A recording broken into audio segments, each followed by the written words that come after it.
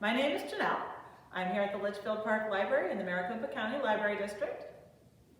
And I'm here today to help you learn how to take this plain shirt and turn it into something more interesting.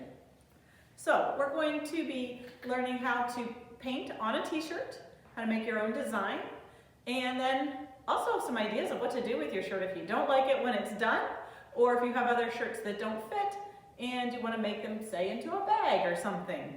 So we're going to get to that at the end. So here I have some things that I've already done. What you're going to need is a shirt. I recommend using 100% cotton and pre-wash it, but don't use softener when you're drying it. So run it through so that all the shrinkage and stuff gets out of it. Now you might already have some shirts on hand that you want to use. I know that there are lots of reasons why you would want to make your own design. Perhaps it's Spirit Week at school and you don't have something of your own, but you want to make something to go with the Spirit Days, or somebody's birthday is coming and you want a special shirt for that. There's lots of reasons why you could do that. So you can even take a shirt that you have. It could be a color shirt too. I'm using white, but you can use a shirt with color, and you can do something on the back of it if you want to put your name on the back or something like that. All right, so we're going to start with the design process first. So what I've done, and this is what I did for these shirts as well, is I've either drawn something or printed something out from the computer, and what I'm going to do is trace it onto freezer paper. So freezer paper that you can get at the grocery store. The reason that we're going to use freezer paper is because it has a backing to it that is kind of a smooth feel. We're going to iron it onto the shirt.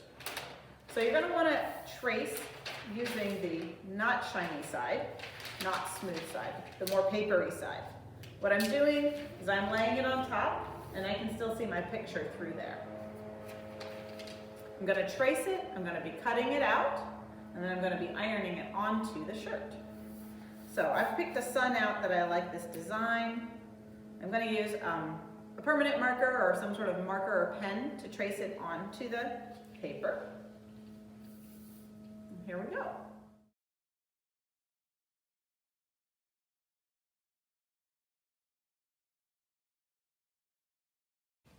Okay, so now we have it all drawn on there.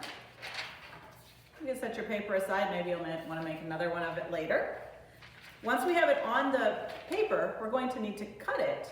And I found that you can use scissors if you want to, but I found that like a box cutter or another type of sharp blade works best, but please make sure that you put it on something. I have a plastic cutting board here. You can even use your kitchen cutting board probably to do this.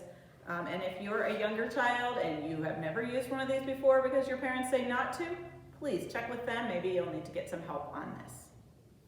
So I'm going to just cut it out.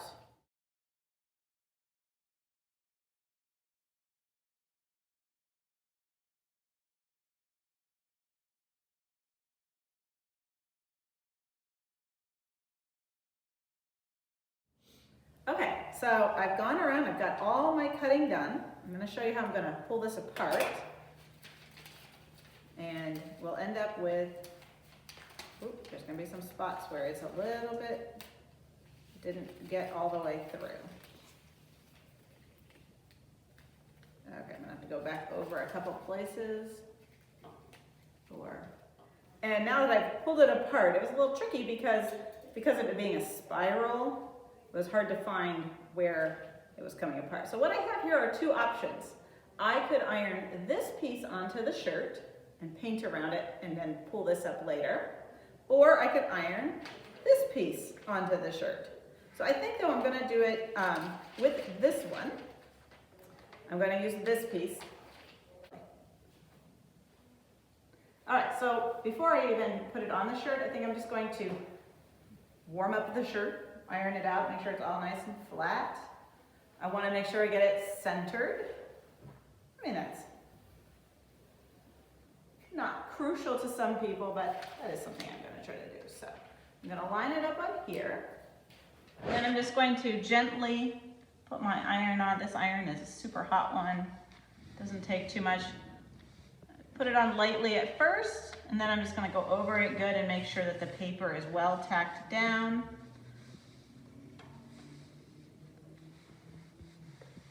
All right. Want to make sure all my things are gonna stay. That's nice and hot. Okay, turn off my iron. And now I am ready for painting. Okay, so now I'm going to be ready to paint. Before I paint though, I'm going to slide a piece of cardboard inside the shirt so that so the paint doesn't bleed through and the piece of shirt, the two back and the front of the shirt get stuck together. Okay, so I have my paint. There's a number of different ways that you can paint. I'm gonna show you one way and then I'm gonna explain how I did the other ones previously. So I'm making a sun. So I think I'm gonna use a number of different colors. I'm gonna put them in my paint palette. These are great for daubing the paint on. These are little foam spongy things on sticks. They're gonna be great for putting it on. I've also done some with paintbrushes. I've done some with my fingers. So I'll explain which ones are which back there. So this is the sun. I'm gonna mix some colors together. You could do it solid, but I'm gonna mix some colors together by putting them on my palette. I think I'm just gonna take all of the sun type colors, the yellows and the oranges. I don't want to put the pink in there. So I'm gonna put these in my paint tray and then paint. The paint that I'm using today is a fabric paint. You can get these paints at any fabric or craft store. However, I've also found that acrylic paints work. I am wearing an apron because these are permanent paints. They do not wash off very easily. They'll clean up okay from the paint tray, but they do not, and my hands, but they do not wash off very easily in the laundry. So I am going to be careful wearing my apron, and I'm going to start daubing the paint on. I'm gonna start by putting some yellow on. I like starting with the lighter color so that it doesn't bleed as much when I do a darker color over the lighter color. And I could wash off or get a different brush. I might do that for some of this. I'm gonna do that for yellow, and then I'm gonna switch to one of the oranges as the next lightest color.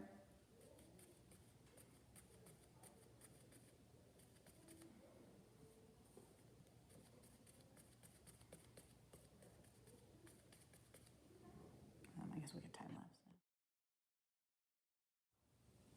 I want to make sure that all of my white space has gotten filled in so that my lines show up nicely. There won't be black lines outlining it. That's part of the paper. And so I've made sure it doesn't matter how much I get on the paper. However, there's a little area there. I do want to let this dry. So I'm gonna let this dry. I find that the longer you can let it dry, the better. You can blow dry it if you wanna speed things up. I've left some of them dry overnight. So we're going to set this one aside to dry, and I'm going to show you how the peeling off works. This is one I did a couple hours ago. It's still got a little bit of wetness on it because there's a couple places where it's thicker. This one I did by just dipping my fingers in and painting it. That's one way. It's a great way for younger kids to do it. They don't need to handle a brush or anything. They can just dip their fingers in and go with it. And so I'm gonna pull out my cardboard and I'm gonna peel off my paper. Now the paper might catch a little bit on the paint. It might have dried on with the paint a little bit. That's okay. I'm just gonna do it very gently, trying not to pull on the fabric. And then we get nicer lines. This one's a little tricky because this little lizard guy, he has some toes. I'm gonna have to be really careful about going around his toes. So I might just even hold down. And honestly, you can rip away at the paper because you're not gonna probably be able to use it again. If you wanna do another shirt the same, you're gonna just have to retrace it and recut it. this one got a little bit thicker in some areas than some of the ones I did. I can feel it a little sticky on my fingers still. All right, you can switch.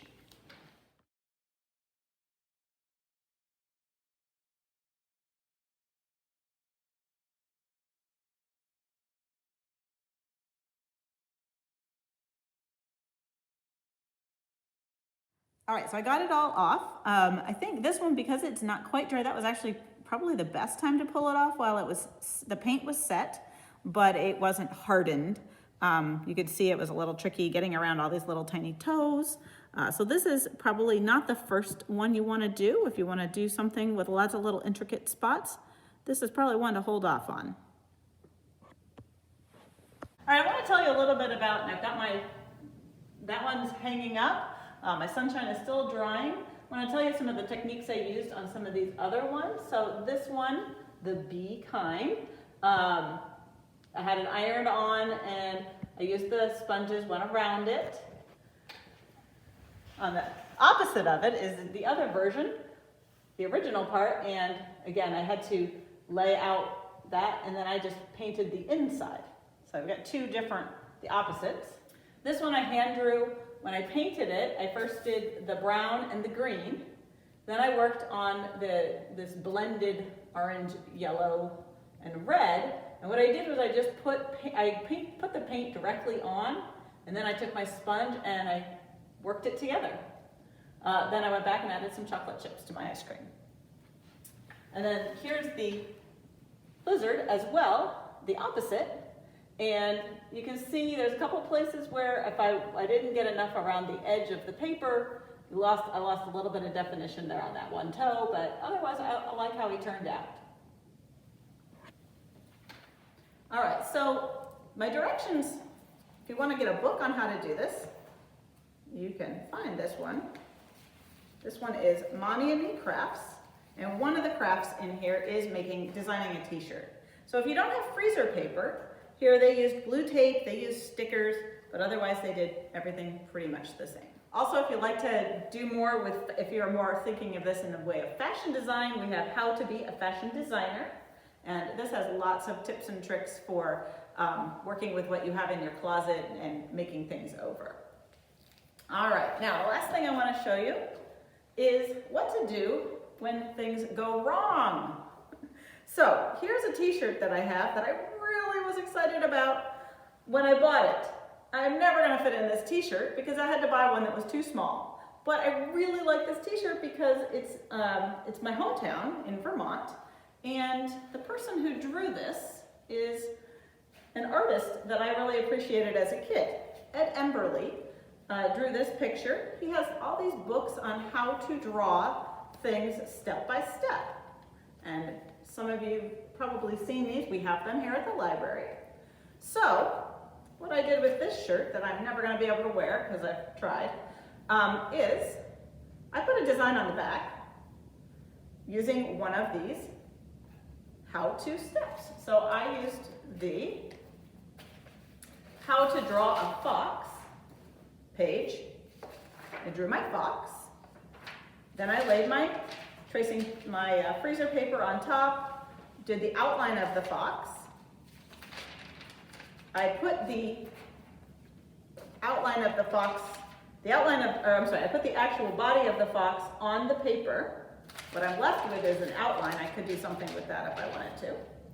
Then I painted around it. I just went all the way around it, left that sit, peeled it off, and I just added the two eyes. Now, I really want to keep this shirt, so I'm going to make it into a bag. So let me show you how to do that. First, I'm going to cut off around the bottom of the shirt.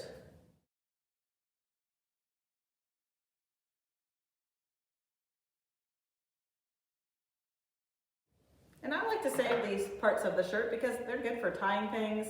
Gotta roll something up and tie it around your beach towel, or put something on the end of it. You've got a cat toy. You can still use these. All right, so now I'm going to take the rest of the shirt, and without losing either of my designs, either the front or the back, I'm going to cut off the sleeves.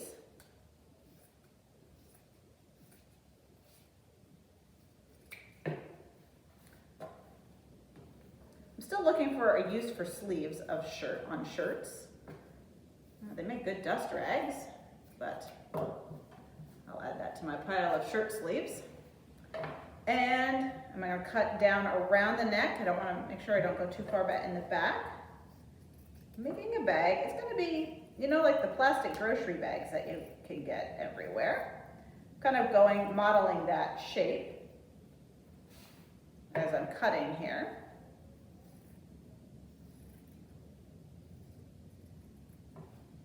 All right, and kind of the fun thing about fabric or t-shirt fabric is that you don't even need to hem it or anything, because once you stretch it a little bit, it's gonna curl and it won't fray. It'll be just fine. It'll just kind of roll up on its own. I don't want to stretch where the paint is.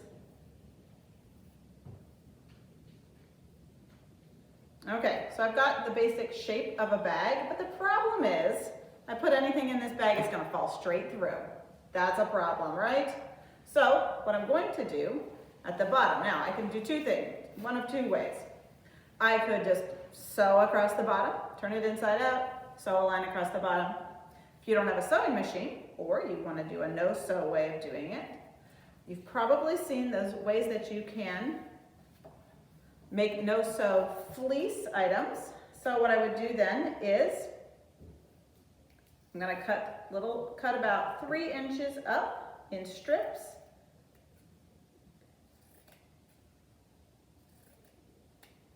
And tie them together. I'm going to knot this.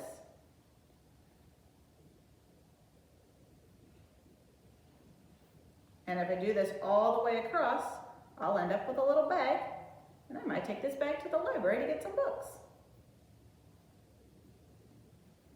So that's another way that you can reuse those shirts that you're never going to be able to wear again.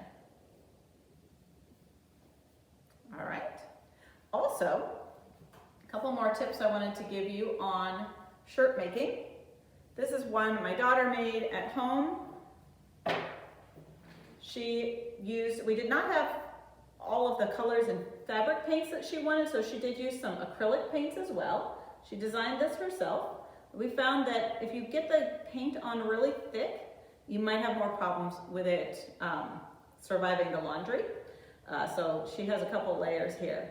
I do recommend when you wash these shirts, turn it inside out to wash it, and otherwise it'll stay on pretty good. All right, now I've made all these fun shirts. What am I going to do with them? I did not buy fabric, or I did not buy shirt sizes that are going to fit me, so I'm going to need some people to wear these shirts.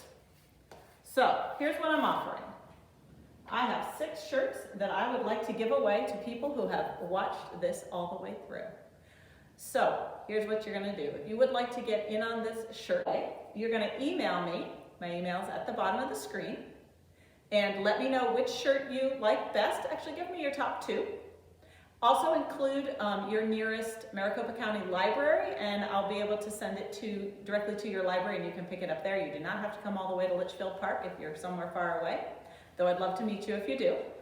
And send those to me in my email.